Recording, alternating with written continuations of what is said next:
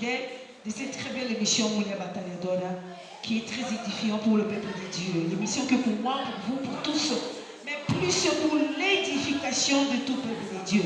Peuple de Dieu partout ici à Bozouami, dans Asie, dans Amérique, en Europe, surtout dans Mboka Oyo, Moulia Bataladora TV à Imposa, Ticket le Boko Nzambe et mon abino. J'ai besoin de vos attentions parce que les deux années dimanche, comme j'ai toujours l'habitude de recevoir que dimanche, je l'habille toujours de l'Okasika. Pourquoi dimanche? Parce que le 7e jour, déjà, journée au bisso, la chrétienne tous en repos, tous sangani bissonion sont pour nous Je vous ai toujours expliqué que Moulia Batalador c'est en langue portugaise qui veut tout simplement dire une femme bataillante. Moi c'est Bitumba, je suis là. Votre humble servante, l'évangéliste Innocent Maurice da Silva, lancez la chair du grand réalisateur, l'évangéliste Sergio Lutumba, couple Wanandé et Sali Moulia Batalador TV. Vous allez saluer directement ma représentante Nabiso et Moulia Batalador TV au Bazalina. Mboka Paris, c'est le vieux papa José Pierre Diabara, que Dieu vous bénisse infiniment papa. Je salue aussi la représentante Nabiso Bazalina Mboka Irlande. C'est le couple Vicky El Ozana et la maman Mado Bikebo. En Belgique, on a représentatrice Nabiso Oazali, la maman Bibita Tsonaniangi, le pouce de papa Jacques Kapuiti. Donc, on a posté Nabiso. Moulia Batalador à Paris, tout ça dans Nabiso. En Belgique, puis tout ça dans Nabiso. En Irlande, puis tout ça dans Nabiso. Nabiso Mbo Awa, Namboka et Angola. C'est trop facile. Abonnez-vous à notre chaîne de YouTube. Na YouTube na biso soko beti kaka Lutumba Sergio, tous en variété d'émissions. Nous parlons de tout sauf la politique, s'il vous plaît. Émission Moulia Batalador, nous parlons de tout mais sauf la politique. Mais ce que nous avons na biso de l'Obaka, plateau des serviteurs. Autres amis pour recevoir ma serviteur de Dieu, les hommes de Dieu, la bouche de l'Éternel. Où on a besoin peuple nié. Donc on a plateau les serviteurs de Dieu le dimanche. Tout ça, on a église mère. Église mère, il y a Ogéinda. Excusez-moi, papa, lui-même le pasteur a coupé sa définition, ou bien a éclairci sa mère, c'est quoi. Tout ça, en église mère, il y a Ogéinda. Tout aussi, ça n'a pas 30e jour dans le séminaire. On va m'attaquer 30 jours de prière et jeûne. Alors, maintenant, qui sujet sur sujet, la circoncision. Donc 30 jours de prière et jeûne, Bamataki Ngomba, na thème Oyobalobelaki, la circoncision. La circoncision, vous avez expliqué très bien, c'est le pasteur. Il y a beaucoup qui s'est présenté pour le peuple de Dieu, toujours solo là, nanani. Mais j'ai toujours besoin de votre attention. Mais avec que Nassima Caméra, Nassima Yasson, nous avons le grand réalisateur. L'évangéliste Serge Lutumba et Sikaya Zali, Naza sûr et certaine que son image et que comme la bino, ok. Vraiment, j'ai besoin de votre attention. Le pasteur, s'il vous plaît, pour peuple des dieux, une sorte de fanatique. Mais à qui s'est présenté pour peuple des dieux, il y a qui trouve sola, nanani. Et puis expliquer son mère. Qu'est-ce que veut dire mère? Bon, na combo ya pasteur Apollinaire Montombo Mukendi. Et premièrement, na saluer peuple de Dieu de partout au Bamolanda émission bana ya mère Christ vive et scannion so bazali. Nous avons à Pambo Bango en casse. Tobengami na combo ya mission évangélique de la réconciliation Christ vivante. Pasteur Apollinaire, Bouti aussi le dimanche, Bouti essaiera 30 jours de prière au globé sur la circoncision. Est-ce que vous pouvez définir un peu qu'est-ce que la circoncision? Bon, la circoncision, il y a qui thème la biso oyo et Matiaki biso ngomba. Pendant 30 jours de prière, parce que Tolinaki tozwa elo okoko. Elo nini tobanda luka tozwa principalement. Tomonaki ke na kati ya makomi na Nzambe. Bible ezoloba Nzambe na biso ayokaka losambo ya masumu te. Alors, tant que tu demeurer dans kati ya masumu, dans les péchés, et que c'est difficile pour toi komona loboko na Nzambe. Et thème oyo tozwi yango na mokanda ya Josué. Josué 5 à partir du deuxième verset. Komona Nzambe azoyebisa Josué. Alobi na ye zwa libota oyo ya Israël bazotambola na yo. Wana ezalaki après Moïse. Moïse akufi atikaki Josué. Et matisa bango na ngomba pe kende ko circoncire bango. Alobi bien pour la seconde fois. Donc ezalaki circoncision ya liboso te. Parce que ya liboso Moïse mutasalaki. Mais dommage bato wana nyonso o Moïse a circoncisaki bakufaki na désert. Or destination na bango ezalaki Canaan comme terre promise. Mais Nzambe soki tozongi na mokanda ya Genèse 17 ntango abandaki koyebisa Abraham alobaki na Abraham mpe likambo ya circoncision. Ayebisaki Abraham alobi boye circoncision nazosala ngai na yo eza na kati ya alliance oyo nazozwa mpo na bana ya Israel. Ngai na bino tozosala alliance moko, mais naza na besoin alliance wana etikala libela na kati ya bavi na bino. Ayebisaki Abraham soki mwana nyonso abotami na kati na bino, il faut après 8 jours azala circoncis. Mutu oyo akozala circoncis te na kati na bino, c'est-à-dire Nzambe azoconsidere te, Nzambe azomona ba incirconcis comme bato baza libanda ya alliance na ye.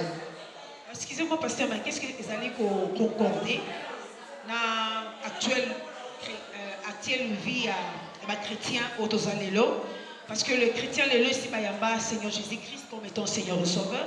Donc bah marche déjà dans la crainte de Dieu. Donc en relation ni ezali ba sous circoncision pour la deuxième fois, ou bien ba ko yamba sous Seigneur Jésus-Christ pour la deuxième fois. Hein, relation ni zawana entre circoncire à l'époque parce que peuple oyo batambo ki na Moïse mingi bakufa ki na désert na Josué et sengaki peut-être ba o ba botama ki sika. Mais le chrétien bazali lelo na poste na yo, exemple le quoi pasteur ozo peintre bango bazaka le même chrétien oyo bazawana kaka. Donc relation nini oyo zo sana témoina que bango sous lelo bazala deuxième circoncis. Circoncision oyo tozoloba eza circoncision ya nzoto te, parce que mokanda ya Romain 2 à partir du 25e verset Bible ezoloba boye circoncision oyo bozwaki na ntango ya Moïse ezalaki circoncision ya nzoto. Mais lelo toza na besoin ya circoncision ya nzoto te, toza na besoin ya circoncision ya motema. Donc motema na biso ekatama ngenga tolongola poso oyo ya makambo ya mabe. Soki tolongoli poso ya makambo ya mabe tokomi na makambo ya malamu nde tokoherite kana mpe tomona lipamboli ya Nzambe.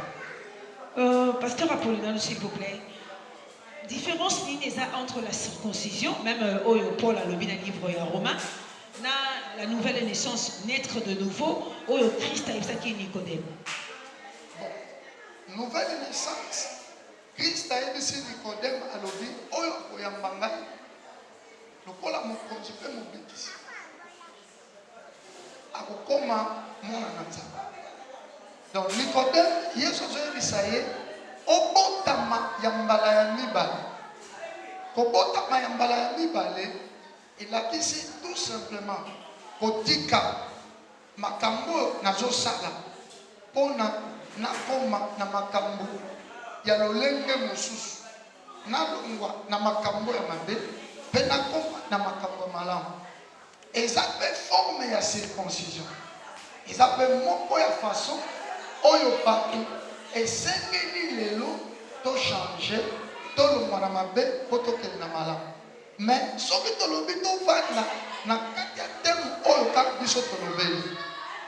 Donc tozomona un peuple oyo a marché longtemps mais azalaki incirconcis. Or Nzambe azolobi ye azosala alliance kaka na bato baza ba circoncis. Selon malobo ayebisaki Abraham dans Genèse 17. Alors, de peur que peuple oyo, ceux qui va commis Cana, baza ba incirconcis, alliance na bango na Nzambe et komona na te. Alors, biso tomati ngomba pona nini. Tomoni église ndenge tamboli pendant tout le temps. Toutes les églises. Tant que l'église mère, donc l'église nyonso. Na tango yo ndenge l'église etambola, l'église peut tambola na kokunga mingi. Tozana besoin bana ba pambwa. Tokoyebisa bato ke okopambwa mais tozoyebisa des secrets nini akozwa de pamboli. Alors tu trouves qu'il bon que peuple de Dieu bazala circoncis pour la moula tozokota ya sika comme 2019 tozozwa ngo lokola Canaan. Mais la circoncision au peuple de Dieu gozoa, au mataki gomba c'est la vie financière ou bien circoncision au neti gomba dans livre romain pour bâtir comme un bé bayana malabu. Parce que nous savons que le secret de la bénédiction les akaka moko. Bénédiction les alités parce que ou bien au tiki mabé au yena bola ou parce que en États-Unis il y a des gens qui sont vraiment trop bénis mais ayebi na yesu masiyate. Achaka dim na normalement parce que l'eau elle était parce que fois que le rocha dim na mais il n'est même pas chrétien mais à sa béni. Donc le secret de la bénédiction est ça va yo opesa. Quand tu sèmes donc on récolter.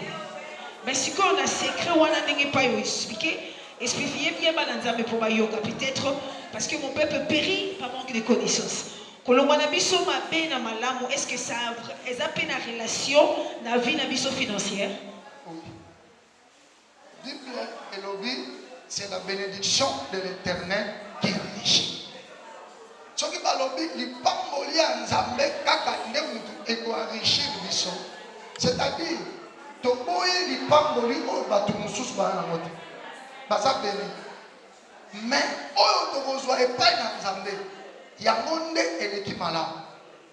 Parce que soki oza kopambama epai na Nzambe, eza na mutu moko te. Mais attention, nous avons une bénédiction belée, on va jouer par-ci par-là. Tout le temps, on va combattre. Si on joue une bénédiction par-ci par-là, il y a que nous avons sa bénédiction. Si on a fait ça, il y a un logo à gauche, c'est que le logo est à droite. À combien de mots pour azoser la asenga yo logo mususu na sima bénédiction. Mais oyo biso tozo luka, ezaka ya nzambe. Nzambe apambola biso pour te demeurer longtemps. Vraiment, pasteur, on dit que c'est la bénédiction de l'Éternel qui nous enrichit. Allah dit ça va bisongo namika katanote. Pasteur, est-ce que au yebike tant haut aux années qu'on vivre tant haut le quoi le 2018 21e siècle haut aux années qu'on vivre bokakantani mingi ou bien perdition et côté plus na kati ya église et ça plus dans les corps du Christ na yebité so qui pasteur nazali ko loba peut-être na erreur. Est-ce que vous comprenez que les corps du Christ ou bien église comme ici il y a refuge même il y a bato mabe na mbongo na bango parce que il a compris le secret si je sème na ko récolter. Donc azui na mbongo na mabe yebona ke ne ko semer ba na nzambe ba liango bongo nzamba opambolanga. Est-ce que mbongo ya muta bongo est-ce que muta bongo eko se réfugier na mbongo ni mabe na kati église et pour semer na œuvre de Dieu? C'est là que vous êtes sûr que Dieu va lui bénir? Bibi aza refuge. Mutu oyo aza na mbongo ne ya mabe. Soki aye epa na nzambe eke andimi kotika mabe na ye na mbongo na ye amemi yango pa na nzambe nzambe ako recevoir ye. Mais okoki koya na mbongo na yo mabe ozotika te oye na mbongo na yo église eza na problème te église eko recevoir ezosalela nzambe musala. Même au moment où les disciples, tant que les na elanga, baye kotuna maître na bango balobi maître na elanga biso tolona ki ivre. Mais tote kokuta ekoli na ivre na ble. Est-ce que olobi nini tokata ngo tolongola ngo ay biso balobi te botika yango ekola elongo po nga moko na yebi ngola soka na okata. Donc ndenge tozoya alobi boya ndenge bozali biso tozojije tozolongola te ye moko mokolo elanga ntango akoyeba kosepare wapi be wapi malamu. Bino lokola bozolongola te parce que bénéfice de mes arrosos na mbongo parce que isena azo semer donc ngapo nga a semer na ye na zui na mbongo mais ozo aider te ozo kolemema ye te comme étant un pasteur. C'est ça votre papier au pasteur lié hein oza kolakisa ye nzela nini oyo akoki kotambola. Objectif na biso eza mbongo na mutu. Objectif na biso ezali tokotisa bato na bokonzi ya lolo bato bazoya tokotisa na bokonzi ya lolo. Mais le pasteur akoki koteya alobi makambo oyo kokotisa biso na bokonzi ya lolo. Oyebi mokolo Saoul David aye kotake Saoul akuta Saoul na pongi. Bible ezoloba boye David akoma akuta Saoul na basoda na ye azwi epée ya Saoul pe azwi bidon ya mai ya Saoul. Mutu moko ta mona David. Maintenant David akimi ntango akomi likolo ya ngomba Bible elobi abeleli basoda Saoul alobi boza digne te mpona kobatela mokonzi. Botala nga nazwi epée na ye botala nga nazwi bidon na ye ya mai. Et effectivement balamuki batali bidon ya mai eza te batali epée eza te. Saoul abanda kosenga David pardon abanda koloba na musika David na kobongo lisu te David oza soda malamu na kopusa na lisu pembeni no te. Mais makambo nyonso Saoul abanda koloba abandaka koloba yango kaka na émotion yake nalingai nakufa mais mutu abikisi. Onte soko landi pardon soko landi on va comprendre que Saoul a continué à naïba kolanda David. Alors ezana batu baboyo ya epanza lelo yoki mate aleli repentance et l'obélier avant li en église à l'église. Mais tant que au monde on continue les mêmes vies. Mais c'est parce que la foi vient de ce que nous attendons. Dans Auto Zoyoka, chaque jour répondez-vous. Chaque jour répondez-vous. Mais quand message en Zambé est plus basé sur la bénédiction, donc Mouta a Kangami na la bénédiction. Il y a un moment où biso tolingi koloba la bénédiction te. Biso tozo kata ndenge. Donc tolingi to kata poso wana. Oyo ezo bomba mwana mobali azala vrai mwana mobali te. Tozo kwesa yango donc poso wana tozo longola. Ndenge Nzambe ayebisaki Josué. Alobi na ye mata na ngomba. Sala mbeli ya libanga. Soko sali mbeli ya libanga obanda ko circoncire bango. Nzoka Josué aza image ya Saint-Esprit. Tango tozo pesa message Bible toza kotanga eza image ya mbeli oyo Josué asalaki. Tozo pesa message et le Saint-Esprit lui-même abanda ko circoncire mitema ya bato. Batu bakata mangenga ya solo po okota na kati alliance pe o hérité kana. Pasteur, on a généralisé un peu. Batuloko la Josué ou bazalaki à l'écoute de Dieu et puis bazok accomplir onda bazoloba. Ils étaient les exemplaires, bazalaki ba exemplaires na peuple de Dieu, ce qui est au contraire le lot na nos serviteurs de Dieu. Pour ça ba exemplaire était pour na bananzambe. Bananzambe mingi ba comme il y a la déception à mitema, Dieu même il y a un comportement na bino moko ba serviteur de Dieu. Bananzambe mingi ba comme affaibli. Bavandi na bandaku Dieu ya basango oyo bino moko ba serviteur de Dieu vous allez kosala sikoyo soki vous allez compter à Josué ba œuvre basalaki ba exemplaire. Mais qu'est-ce que vous disiez de vous na ba oyo na mais ça ne concorde pas avec vos vies. Il y a bino personnel ou particulier. Non. Nakati, il y a des serviteurs au faux. Il y a encore des vrais. Et ça, Batou, Bazoloba, serviteurs, les hommes de Dieu, les hommes de Dieu. Parce que on appelle ma preuve à la preuve. Parmi les hommes de Dieu, il y a encore les vrais. Les problèmes, non, mais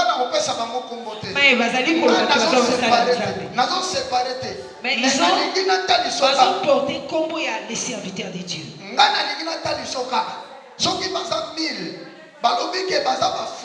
C'est que bazo qualifié mais parmi les 1000 là, il y a encore les vrais. Oyebi mukolo akar azo senga na ba prophète alobi ba prophétiser pour na bitumba o bazo kende bazala ki ko sangana bango nyoso ba roi bazo kende bitumba mais ba prophétie nyoso ba pesa ka akar ezaka lokuta mais tango miché aye bato ba ke bisa même miché ba lobi tala biso de asi de lobi tout ce que ben déjà biso de déjà préparé tout ce que le bagi pour à faveur ya Akab. Yope yaka, olobaka o biso de lobi. Mais Michel, comme il était le vrai, et Michel appelle ça les vrais prophéties. Alors les vrais bazana. Le long na rythme, n'engé to zomone la marche de l'église, presque binonyo so botan boka lo lengi moko. Nous tozali ko trouver vraiment ma parole oyo comme fondateur ou bien comme pilier oyo Christ appelle ça qui Paul pour conduire ou bien ça va inscription il y a église primitive marche à suivre on a presque toutes les églises et ça quand na marche on a encore on a peut-être l'open na boka na biso ba pesi même il appelle ya kokanga ba église mususu et ça dû ya marche presque binonion so ozana na lignage wana bon ngai na zolobela gouvernement nazokota makambo gouvernement mais j'aimerais bien soki bakoyokaki sango ya baéglise oyo bango baza nango baza na témoignage ke église wana eza ndenge bango bazokanisa bakokanga baéglise wana mais ce n'est pas dit ke bakanga toutes les églises to baqualifier tous les serviteurs baza ndenge moko non eza na bato bazogarder témoignage na bango ça c'est vrai pasteur nali ko répondre à bato yo ba tindi la kabiso ba message ezali pasi soki nous qualifions le vrai corps du Christ oyo mutu ezali moko Christ qui ya mabe bazali non ya mabe bazate na corps du Christ na membre ya corps du Christ mabe ezali te mais baza wana zinga comme le cette femme au balobaki que nous portons seulement votre nom comme nous avons bali na biso. Mais biso moko tomile là, biso moko tomile tisa. Na wolinga vraiment pasteur on bête céder sur point wana parce que le nom du Seigneur Jésus-Christ est long, ezali malmené ou bien ezali comme non je parle en portugais que ezali critiquer comme voyez sous Massia lelo et comme ko salama de n'importe quoi. Nous sommes allés panaye aibi que l'entreprise a papa na bango kuna ba place ezebele le quoi le wana ki bongisa bisika pona batu nyonso ali kokota. Donc, tant que nous sommes en train de combo, mais si on continue à kati, loi à Jésus-Christ est amour à Jésus-Christ est ou bien commandement à Jésus-Christ est pasteur édifié peuple de Dieu. Nazako crucifié basa nzambete. Mais Bible zoloba na mukanda Apocalypse 13 je crois bien. Wana Jean mutazoloba Jean lobi namoni nyama moko nyama oyo Jean azomona alobi aza semblable comme l'agneau akokani na mwana na mpate donc tant bazoloba ke akokani na mwana mpate c'est que aza mwana mpate te Jean babisi alobi nazoyoka ye nazotala ye nyama wana nazozela aloba pona yoka mumongo nini obima kati na ye et Jean azalaki attentif azozela ayoka mumongo ya agneau Mais au contraire, il y a agneau. Bible le dit, agneau abimisi mungongo ya dragon. Et ça, ils sont comme balati nzoto. Baza lokola bagno. Tolati ba cravate. Toza lokola bagno. Totelemi na bilamba. Toza lokola bagno. Mais le problème est ali na peuple de Dieu. Biso bana na nzambe tokoki kolanda cravate ne lamba te. Il faut tozela toyoka ngongo ekobima na kati ya mutu. Est-ce que ngongo ezobima? Eza ya agneau to ngongo dragon. À partir de là, on va comprendre que Oyo Nakamanae, de Oyo Nakamanae. Donc, c'est clair. Pasteur Rapon, Babilo Konyoso Amanebane, Pesu Kanango, est-ce que l'idée est nini Oyo nous préparer pour la 2019? Parce que tout le monde a à chaque fois vision 2017, les gars qui vision 2018. Bon, on peut s'appeler vision 2019.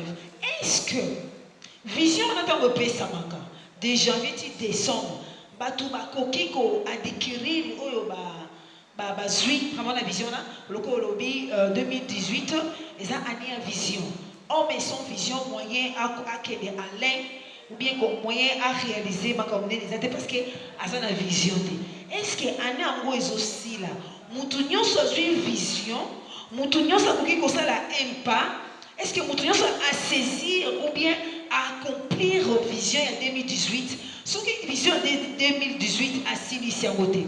Comment est-ce que, tant qu'on a sa vision en 2019, à entamer en 2019? Parce que tout le monde avec l'église Moussousou, exemple en 2012, 2013, c'est ça qui a la bénédiction. Mais bateau à côté 2014, la pauvreté craque. Donc il y a un fouté là, à quel pays il y a un fouté là, 2013 à Moissi, à côté 2014, quand il y a un fouté là. Mais comment qui 2013 c'est là qui année à bénédiction tu vas s'aimer parce que kokisama je sais pas quoi comment tu pas s'aligner sur là mais à côté 2014 azana ye kaka ndenge azali c'est que vision il y a 2019 bon on peut ça ba vision qu'est-ce qui se passe il y a thème au Pessi et que batu ba arkansas te batu ba comité ba kokité oyo et puis ça qui le quoi thème de l'année. Ok, merci. Donc, c'est-à-dire, tant que nous avons vision, est pour motiver le peuple de Dieu. Vision, il y a 2018, il y a quelques-uns, Oyo soki to vaina bango tozo solo là, ndenge ba yaka visite pastorale, pour comprendre que bazala qui attentif, ba yoka ki moment là, peut ba progresser durant l'année. Mais dans la vision, dans la vision, il y a pas tout qui est circoncis. Après la circoncision, tant qu'on va quitter Ngomba, il faut battre Jéricho, destination à Bango et dans la Cana. Donc la vision il y a 2019, nous avons besoin de conquérir.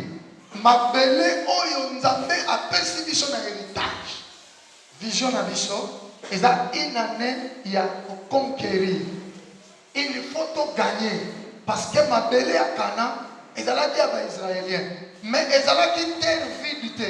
Et ça, qui ma belle, on va tourner au Vanda. Israël a kenda na Cana, à Kota Mbalamoko, à Bandiko Tomanda Koute. Et ça, ma belle, tu vas au Vanda. Mais et ça, il faut yone okota olongo la muto azovanda na mabele na yo pour yo soit place. Donc année 2019 pour la biso, tozo kota pour il faut to gagner. Na église tout le monde il faut gagner. Mutu monga otika la simate. Soki makambo ba koka iko sala te pour na 2018 mais na 2019 il faut pas conquérir là. C'est que dans l'église moyen tous on va Lazare ezati. Dans Lazare aussi parcours à Vinae, qui riche jusqu'à sa mort aussi, il n'était pas riche. Après année, même après la mort, tout le monde a l'homme riche avec Lazare. Coco Abraham, Lazare est pauvre, homme riche, Lazare, puis ça m'a.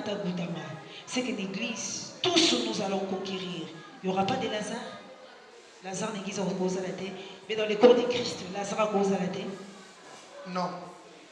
C'est-à-dire, tant que nous sommes motivés, nous sommes tout le monde na katia musala.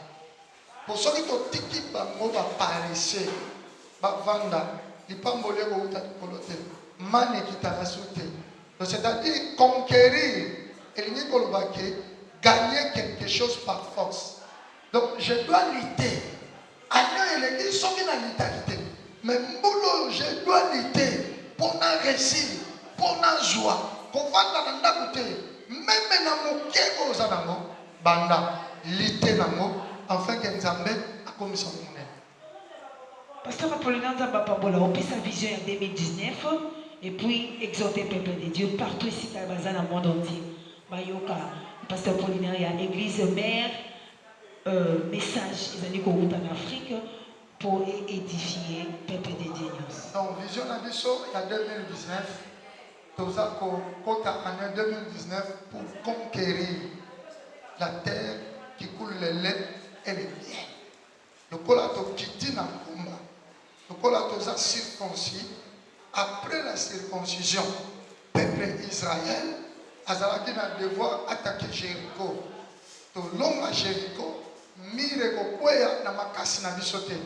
Et tozo kende tito kota kana. Tamu to koma kana. Lokola nzambe ye moko asia lobaki. Mabele wana na pesa ka epa ya batata na bino. Abraham, Isaac, Jacob. Eza mabele na bino. Le pays qui coule le lait et le miel. Donc tant que vous comptez na mabele wana, c'est sûr que vous comptez batu. Eza na batu ba vanda. Oyo babali. Eza na batu ba vanda. Na possession misala. Eza na batu ba vanda. Ba vanja bazonga. Mais tandis que biso ba kolo mabele, nan to bénéficier na bénéfice mabele na bisoté.